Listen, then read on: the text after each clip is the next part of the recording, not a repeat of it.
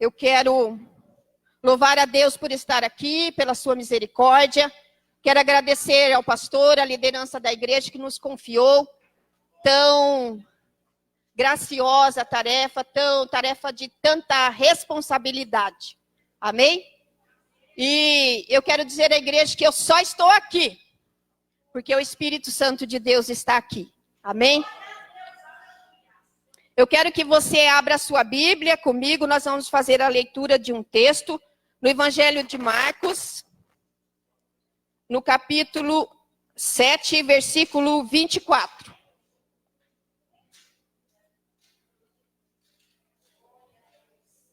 Você crê que Deus tem uma palavra no nosso coração hoje?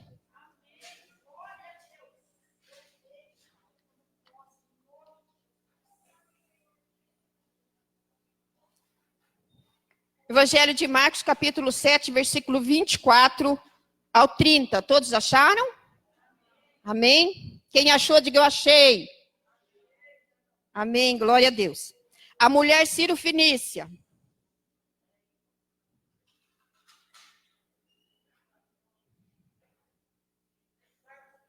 Marcos, capítulo 7, versículo 24. Achamos? Podemos ler? Bem, levantando-se, partiu dali para as terras de Tiro e de Sidom.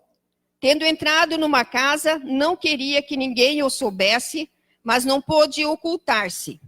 Certa mulher, cuja filha estava possessa de espíritos imundos, tendo ouvido falar a respeito de Jesus, foi e lançou-se aos seus pés.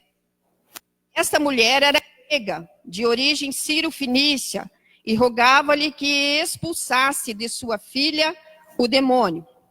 Diz Jesus: primeiro, saciar aos filhos. Não convém tomar o pão dos filhos e lançá-los aos cachorrinhos.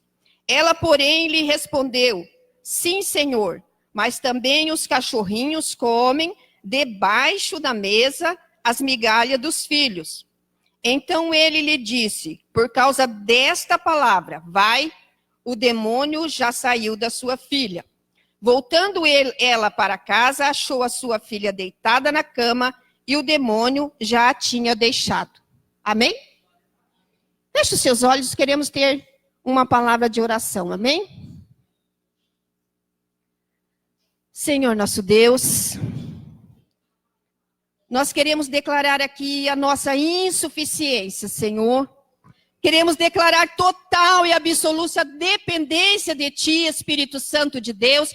Queremos te pedir, Espírito Santo de Deus, vem pregar conosco nesta noite. Nós queremos ouvir a Tua palavra, queremos abraçá-la, queremos obedecê-la, queremos, Pai, estar na Tua presença, atentos àquilo que o Senhor tem para nós. Senhor, visita agora, Pai, cada um dos Teus filhos neste lugar, a começar pela minha vida, Pai. No nome de Jesus. Aquele que tem uma dor que não o deixa ouvir ou prestar atenção na palavra, eu peço que o Senhor vai agora de encontro e unge com uma unção sobrenatural de cura divina, retirando esta dor. Aquele que está preocupado, aquele que está muito cansado, aquele que está pensando em algo para resolver e não consegue, Senhor, prestar atenção, não consegue ter uma comunhão íntima contigo, eu te peço, Senhor, visita neste momento. Coloca essa pessoa em paz, meu Deus, no nome de Jesus. Retira de nós tudo aquilo que possa roubar, Pai, aquilo que o Senhor tem para nós nesta noite, que possa tirar a nossa atenção, que possa roubar, Senhor, o nosso coração profético, Pai, para recebermos de Ti a Tua palavra. No nome de Jesus, Pai, nos dê um coração responsivo, nos dê, Pai, faça, Senhor, que a Tua palavra encontre em nosso coração uma terra fértil, que possa realmente esta palavra mudar a nossa vida, transformar a nossa vida, trazer libertação à nossa vida, como trouxe essa mulher, Pai, no nome de Jesus. Pai, em nome de Jesus, agora nós repreendemos todo o espírito das trevas, toda a resistência à Tua palavra, tudo aquilo que não provém de Ti, toda a soberba, todo o orgulho, toda a prepotência. Meu Deus, em nome de Jesus, Envia para cá, Senhor, nesta noite, os teus anjos guerreiros, os teus anjos, Pai, para guerrear a favor de cada um de nós, a favor da tua igreja, dentro deste lugar, nesse altar, em cada banco, lá fora, Pai eterno, na porta, Senhor, no pátio, nos lares, Pai, aonde cada pessoa, cada irmão está ouvindo a tua palavra, está recebendo. Envia os teus anjos para ministrar cura, ministrar libertação, ministrar comunhão, Pai, no nome de Jesus. Porque nós dependemos de ti, Senhor. Nós estamos aqui porque nós precisamos da tua palavra. Porque nós temos fome da tua palavra, temos sede, nós precisamos ser santos, nós precisamos, Pai, estar respaldado, nós precisamos, Senhor, estar cuidado por ti, precisamos aceitar o teu cuidado, precisamos aceitar a tua correção, precisamos ser libertos, ser curados, Pai, no nome de Jesus. Nós te louvamos, Senhor, te agradecemos, no nome de Jesus. Amém? Aqueles que estão de pé podem se assentar. Eu estava muito nervosa antes de pregar. Daí, quando eu cheguei aqui, eu percebi que eu tinha esquecido a minha Bíblia com o meu esboço lá em casa. Daí eu pedi para o irmão Edenilson, está de carro, pode ir lá. E daí ele falou, olha, às vezes, um simples esquecer de Bíblia, Deus está trabalhando. E é verdade. Eu vim conversando com ele, fui conversando e fiquei bem mais calma. Amém? Obrigado, irmão Denilson, Deus abençoe. Nós queremos nesta noite falar sobre esse texto. Irmãos, eu confesso que tem muitos textos na Bíblia que a gente lê e a gente não tem a revelação dele. Então, quando você lê um texto que você não tem a revelação, pelo menos você entende, né? Você sabe por que Jesus estava agindo assim, por que aconteceu aquilo, por que assim, você pelo menos entende o texto. Você pode não ter a revelação. O dia que você está lendo, você está orando e Deus fala lá, Marcos 7, aí você vai lá na Bíblia, parece que aquele texto salta da Bíblia. E você começa a conhecer ele lá no mais profundo. O que quer dizer, qual era a situação, o que Jesus pretendia, o que Jesus realmente fez, o que aquela pessoa, o que aconteceu. E é maravilhoso quando Deus faz isso. Mas eu confesso que tinha uns textos na Bíblia que eu não tinha revelação e nem entendia. E um dos textos era esse aqui, de Marcos, da mulher Ciro-Fenícia. E eu ficava pensando no meu coração, né? Quando eu li esse texto, eu comecei a ficar desconfiada de Jesus, né? Porque todos os outros textos, Jesus era tão bonzinho, né? Jesus curou os leprosos, que ele sabia que somente um voltaria a agradecer, mas ele curou o grupo inteiro. Ele curou a mulher, ele libertou, perdoou a mulher adúltera. Ele não foi mal educado com ninguém, ele foi carinhoso. Muitos textos nós vamos ver que Jesus se comoveu de íntima compaixão por aquela situação daquela pessoa.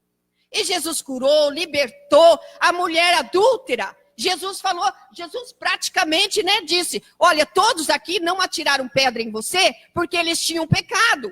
Eles não atiraram pedra em você por causa da sua consciência. Mas eu sou o único que posso atirar pedra em você. Eu sou santo. Eu não tenho pecado. Não é isso? O único que podia atirar pedra naquela mulher adulta era Jesus. Mas o que Jesus disse para ela? Eu sou o único que posso atirar pedra em você, mas eu não vou fazer. E Jesus perdoou aquela mulher. Então essas coisas é muito, muito lindo, muito gostoso, muito bom de ouvir e fácil de entender. Mas esse texto, eu confesso que quando eu lia, eu ficava meio preocupada com esse texto. Outro texto que eu não entendi era Jó 5, acho que é 5:18, que diz assim que Deus faz a ferida e ele mesmo cura. E eu ficava pensando, quando é que Deus faz a ferida em nós? Como é que Deus faz a ferida? Deus vem e me fere, me insulta, me humilha? Como Deus faz essa ferida? Né?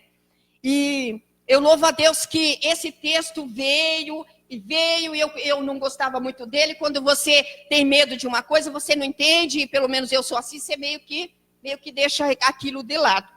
Mas eu confesso que muitas situações que eu passei, né? Eu, às vezes, tinha vontade de ver as pessoas pregando sobre esse texto. Eu tinha curiosidade, eu queria ver o que as pessoas iam falar que eu ainda não sabia, o que eu tinha curiosidade de saber. E muitas pessoas, raramente, você via as pessoas pregando sobre isso. E quando você via, elas ficavam meio que dando volta, em volta do assunto, e tentando passar um Jesus bonzinho, né, que foi educado, foi carinhoso, se comoveu de íntima compaixão por aquela mulher, mas eu não ficava satisfeita. Eu queria mais. Eu queria saber por que desse comportamento de Jesus, né? E aqui, nesse texto, nós podemos ver que Jesus foi no mínimo, se eu quisesse ser boazinha, falar que Jesus foi no mínimo mal educado com essa mulher. Não é verdade? A primeira coisa, o primeiro ponto, eu quero falar sobre 3 pontos. A primeira coisa foi o desprezo que ele deu a essa mulher, né? Essa mulher chegou para ele falando assim, Senhor, se humilhando. Senhor, tem misericórdia de mim. Eu tenho umas versões que eu gosto que fala assim, a minha filha está miseravelmente endemoniada. Outros falam terrivelmente endemoniada. E essa mulher chegou gritando para Jesus, pedindo socorro, contando a situação dela em público, expondo para todo mundo o que estava acontecendo na sua família. O que Jesus fez? Não respondeu palavra. Eu entendo esse aqui não respondeu palavra. Não respondeu uma palavra sequer. Não disse nem sai daqui, nem para, depois eu te atendo, nem vamos lá depois, então, nada. Não respondeu.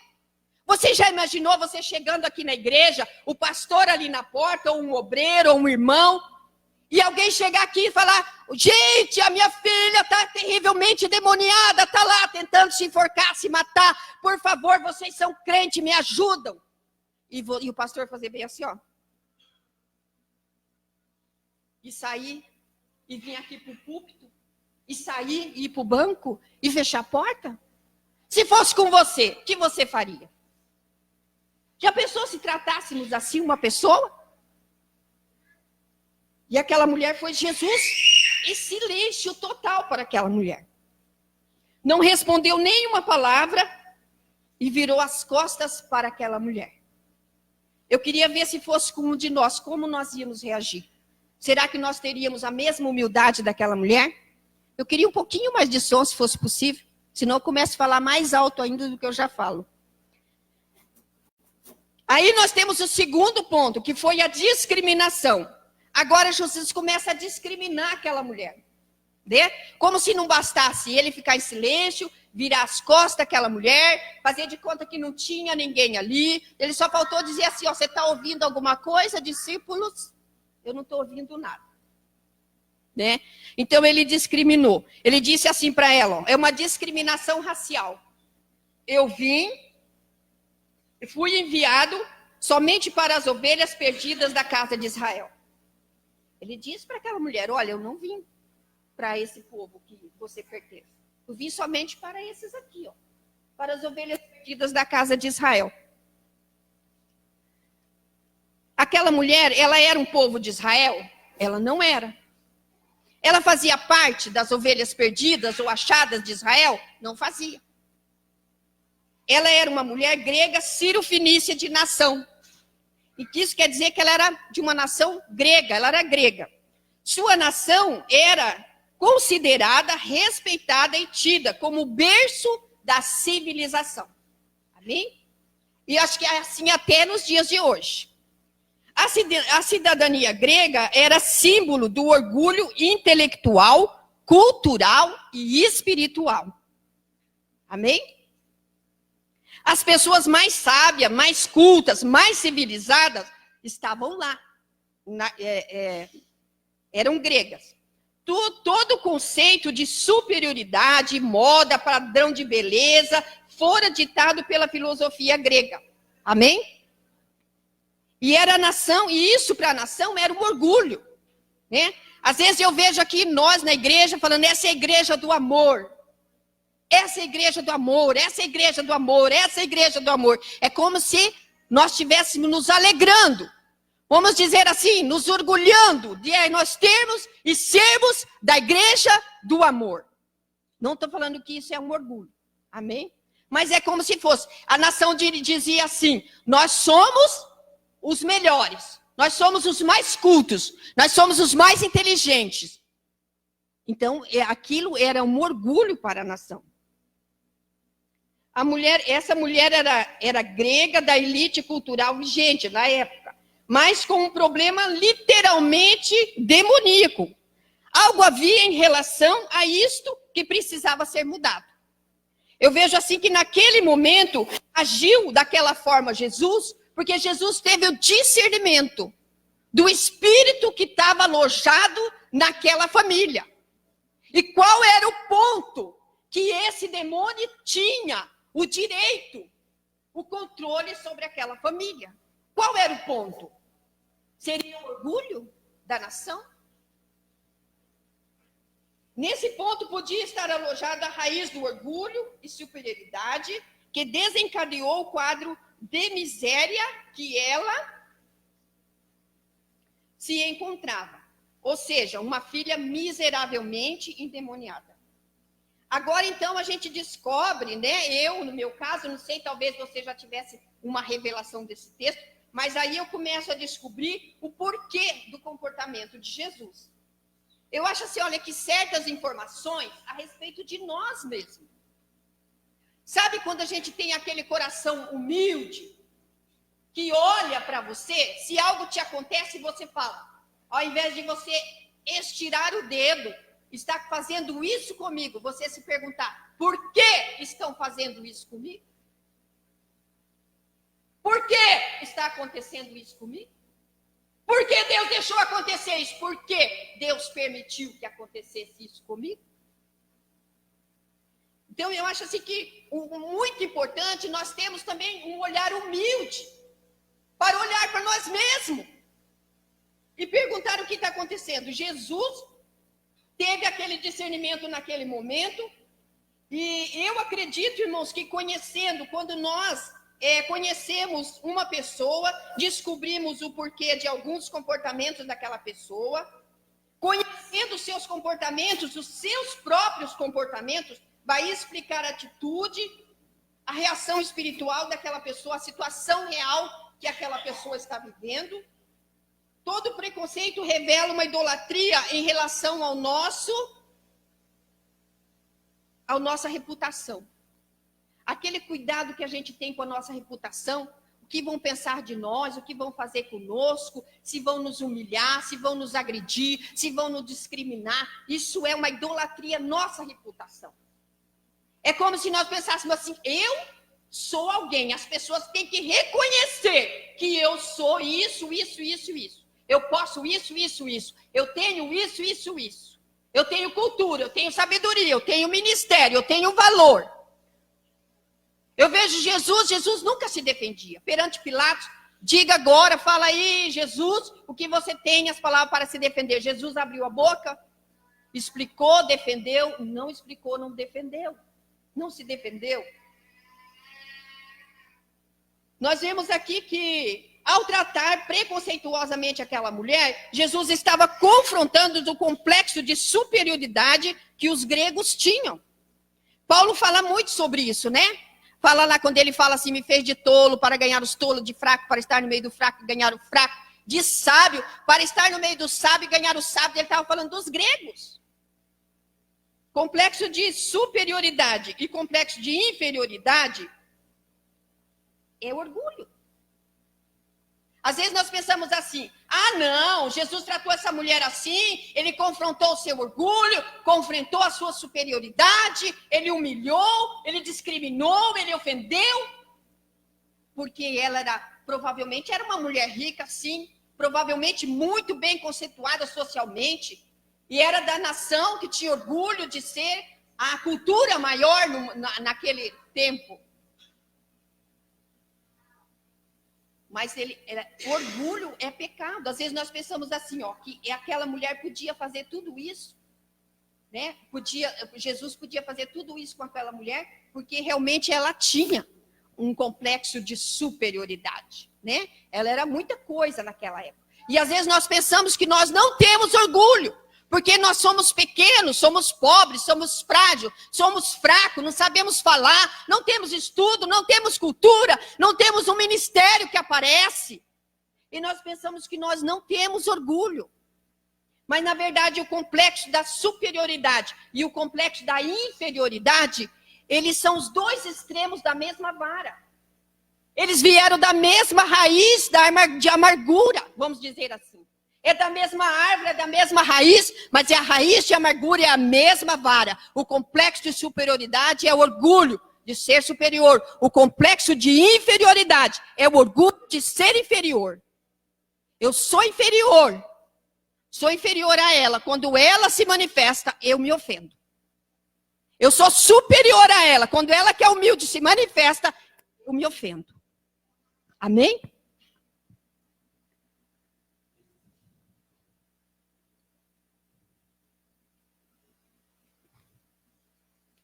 Agora nós vemos o terceiro ponto, a ofensa, né? Jesus aqui, olha a resposta de Jesus. Não é bom tomar o pão dos filhos e jogá-los aos cachorrinhos. Pronto. É como se Jesus falasse assim, pronto, agora falei, agora terminei, agora arrasei com ela, agora acabei com ela, né? Agora ela não vai mais me chamar, ficar gritando atrás de mim, não vai mais me importunar. Jesus agora chamou a mulher de cachorro. Cachorro, naquele tempo, era um animal imundo para os judeus, né? Se bem que mesmo que o cachorrinho, quando se fala a palavra cachorrinho, eram os cachorros que podiam ficar nas casas, mas não deixavam de ser cachorro. E cachorro era considerado um animal imundo naquele tempo. Jesus agora toca na dignidade humana daquela mulher e defende publicamente aquela mulher, ofende publicamente aquela mulher. Todos viam, todos ouviam. Os discípulos eram testemunhas. Tanto é que os discípulos ficaram apavorados, ficaram preocupados. E eles diziam, Jesus, pelo menos então, já que o senhor não vai atender mesmo ela, já que o senhor não tem nada mesmo a ver com ela, então pelo menos despeça ela, manda embora. Os discípulos também não entendiam o que estava acontecendo. Jesus agora toca a dignidade dela, né? Não havia como provocar mais a carnalidade de uma pessoa de alta estirpe, né? Você já pensou você fazer isso com aquela, chegar uma pessoa aqui na igreja, que é uma pessoa de um cargo muito elevado, uma pessoa de uma posição social elevada, e você começar a humilhar a pessoa aqui dentro da igreja? Né? Não tinha mais como ela ser humilhada. Além dela falar um lugar mais humilde do que o lugar onde eu costumo estar, e agora estão me humilhando. Aquela mulher foi duramente ignorada, discriminada e agora ofendida pelo próprio Jesus. Não era por uma pessoa qualquer, era Jesus, que se comovia de íntima compaixão por todos. Quantos eles já tinham liberto de demônios? Quantos eles já tinham curado? Quantos eles já tinham perdoado? Mas agora Jesus estava, perdeu a cabeça, né? Era como se Jesus tivesse se desviado de todo o propósito a que ele tinha vindo. Jesus agrediu aquela mulher em relação à sua filiação. Ele só não desconsiderou aquela mulher como filha, mas também a considerou e a chamou de animal, chamou de cachorro, né? De animal imundo. E às vezes nós vemos muitos traumas familiares daquela mulher estavam sendo provocados por Jesus, mas ela respondeu a todos eles com humildade. E a prova da rejeição familiar também, ela respondeu. Olha o que ela respondeu para Jesus. Mas também, Senhor, os cachorrinhos comem debaixo da mesa, das migalhas que caem da mesa dos seus donos. Aquela mulher estava nesse momento declarando que Jesus não era somente o seu Salvador. Ele não era somente o mestre. Mas ela estava declarando que Jesus era o seu dono. Era o Senhor da sua vida. Mas como?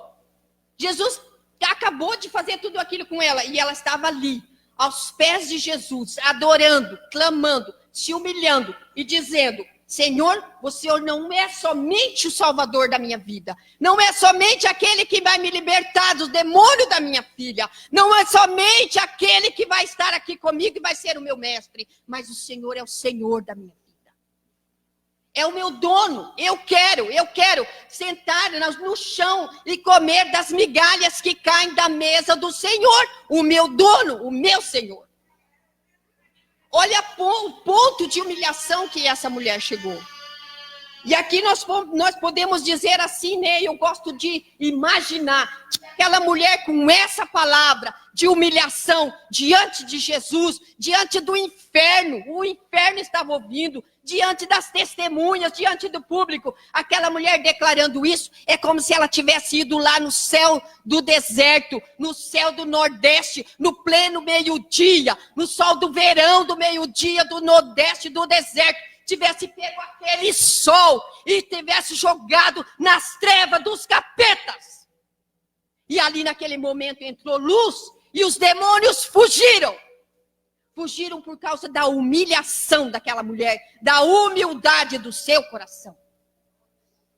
Muitas vezes, meus irmãos, nós não entendemos o que Deus está fazendo conosco. Eu gosto muito daquele texto de Tiago, que ele diz assim, ó, resisti ao diabo e ele fugirá de vós. Deus dá, porém, graça aos humildes. Sujeitai-vos a Deus, resisti ao diabo e ele fugirá de vós. Irmãos, eu gostaria que a gente pensasse nesse texto da mulher Cirofenícia, à luz do texto de Tiago, desse texto de Tiago.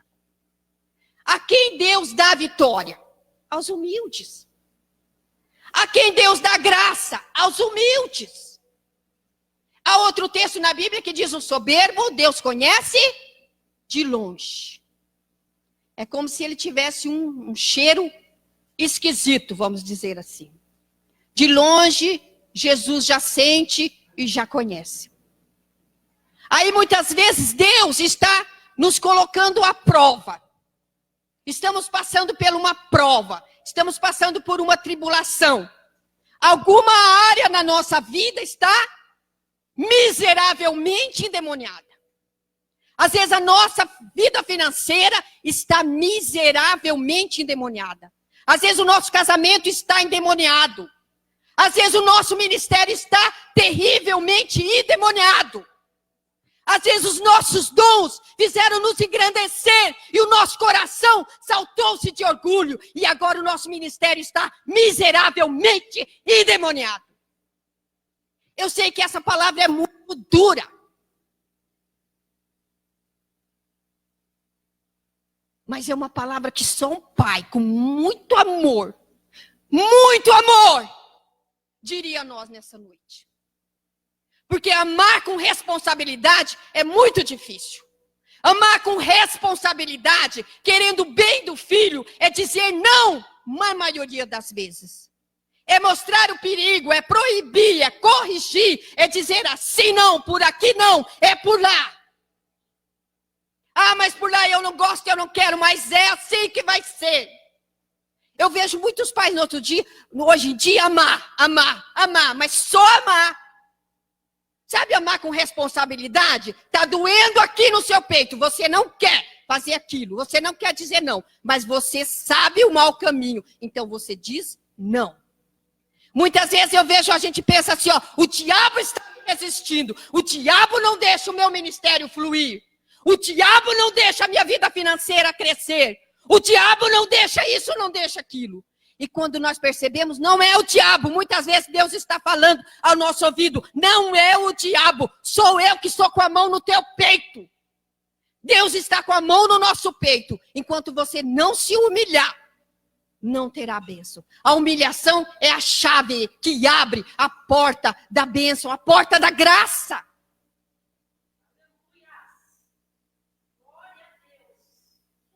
Eu vejo o Pedro, né? Pedro dizia assim, ó, não, ninguém vai matar Jesus. Eu sou bom, eu sou o cara. Ninguém mata Jesus, porque enquanto eu existir, eu defendo Jesus. Jesus falou, não é assim, Pedro. Só para provar para você que não é bem assim, eu vou te dar, né? Vou te confrontar. Amanhã tá hora, assim, antes que o galo cante 3 vezes, você me negará. Mesmo Pedro, olha que incrível. Mesmo Pedro sabendo, mesmo sendo Jesus que ele amava e cria em Jesus, ele foi lá e negou Jesus. Sabe quando Deus confronta a gente, você diz assim, ó, não, eu sou a garota, eu não vou fazer isso. Porque você bota o eu vou defender Jesus, eu sou o ministério, eu sou o profeta. Muitas vezes nós dizemos, eu sou o profeta de Deus, e nem o coração profético nós temos. Porque quando nós somos confrontados, quando Deus levanta um irmão da igreja para nos ofender, para nos humilhar, para dizer alguma coisa que não gostamos, nós nos levantamos contra ele. Nós não perdoamos, nós não amamos, nós não beijamos, nós não abraçamos, nós não dizemos lá na nossa oração, com o rosto no chão, Senhor, eu perdoo meu irmão, eu amo meu irmão. Nós tomamos aquilo como uma ofensa, eu sou melhor, enquanto eu não ver a justiça sobre ele, eu não paro de clamar por justiça.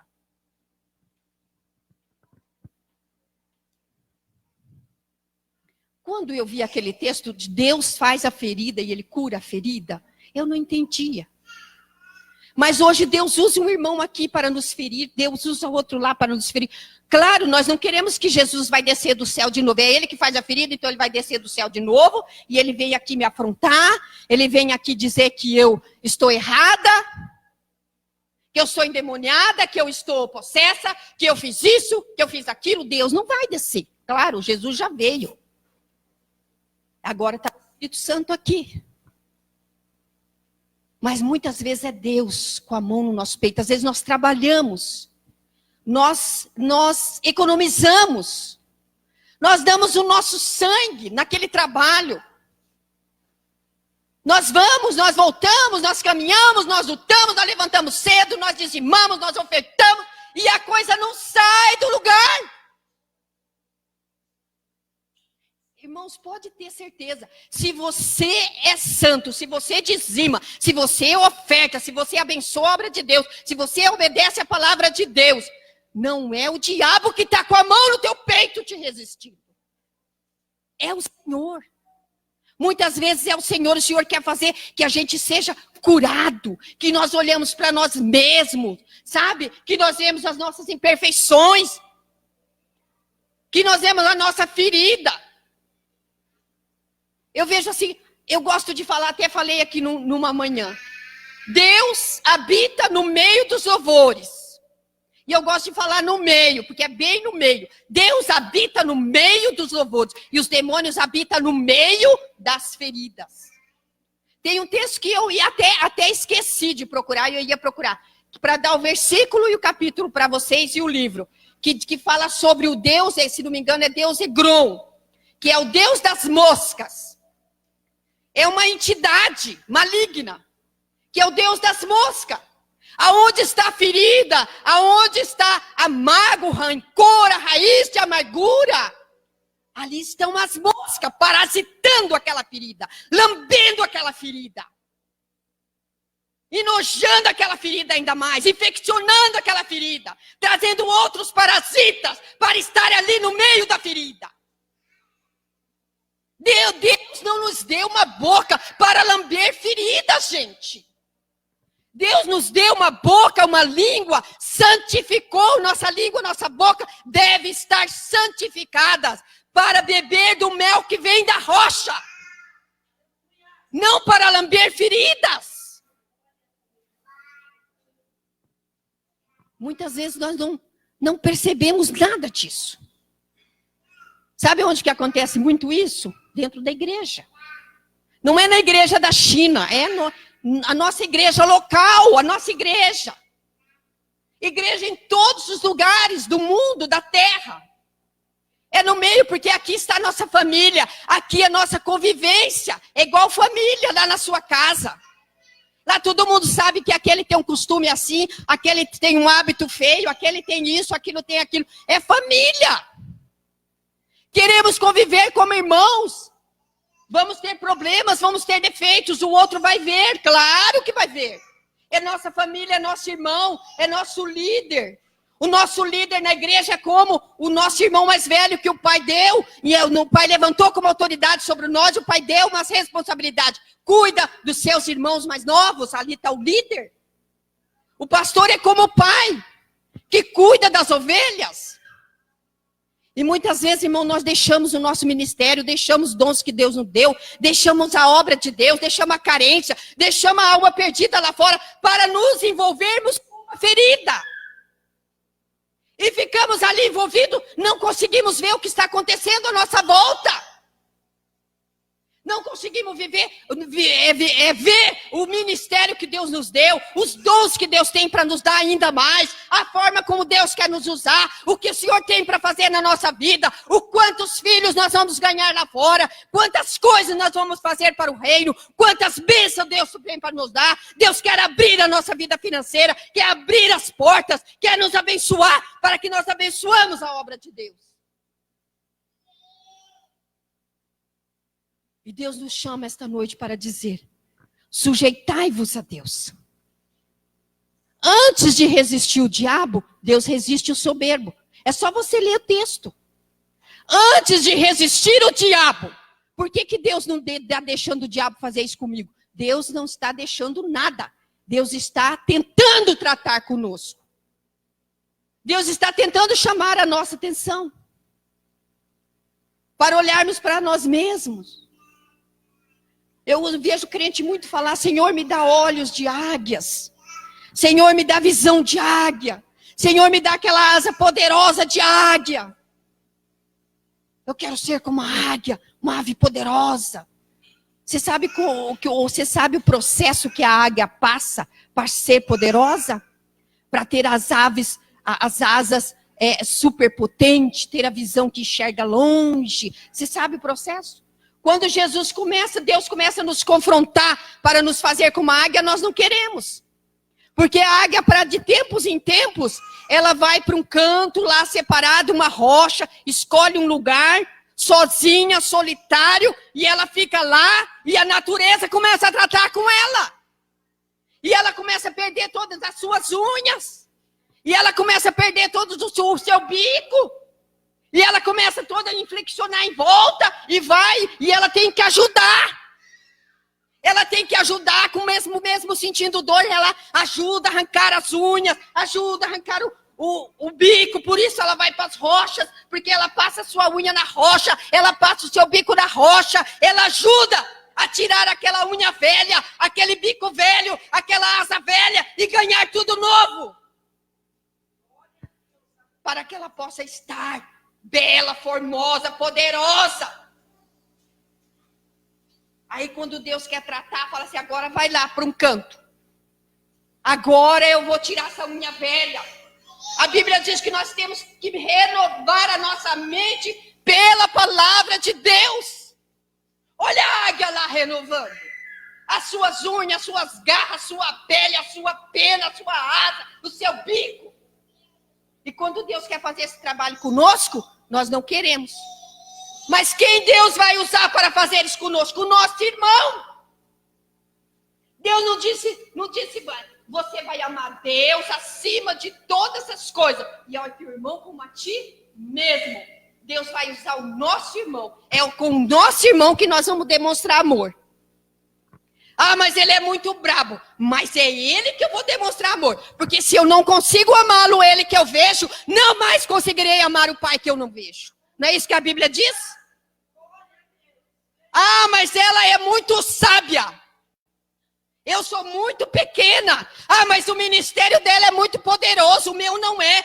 Ah, mas o meu ministério é muito grande. A pessoa tem que me respeitar. Porque eu sou profeta. Porque eu sou... Jesus está falando o nosso bem. É igreja do amor? Começamos a profetizar isso. Você acha que o diabo vai falar: eu vou deixar a igreja do amor na quentinha, vou deixar ele estar de novo. Não. O diabo é totalmente desprovido de qualquer sentimento de misericórdia, de pena, de dó.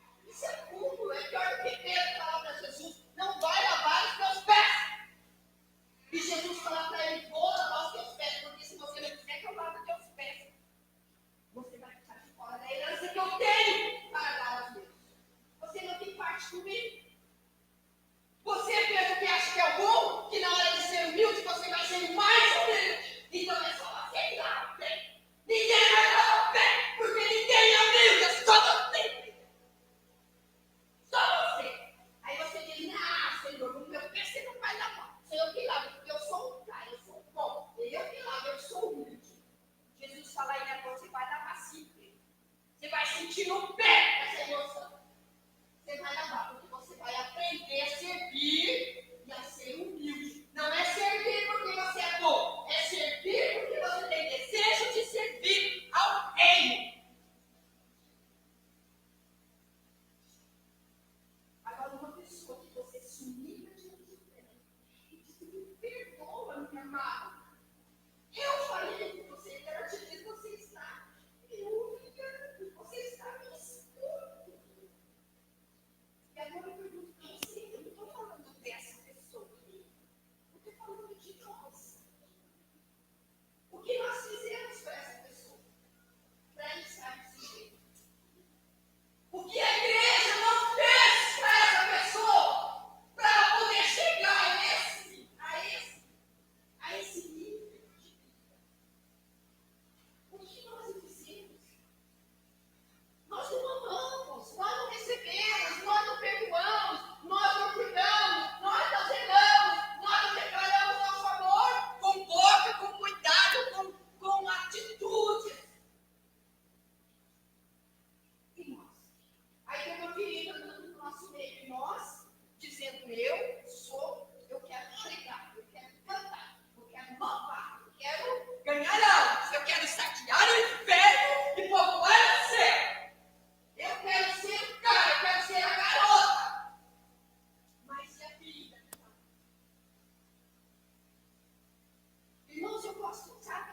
Eu gostava muito de falar para todo mundo que eu oro de madrugada, eu depois do acorde da manhã. Irmão, chegou comigo que eu comecei a observar que tinha uma fala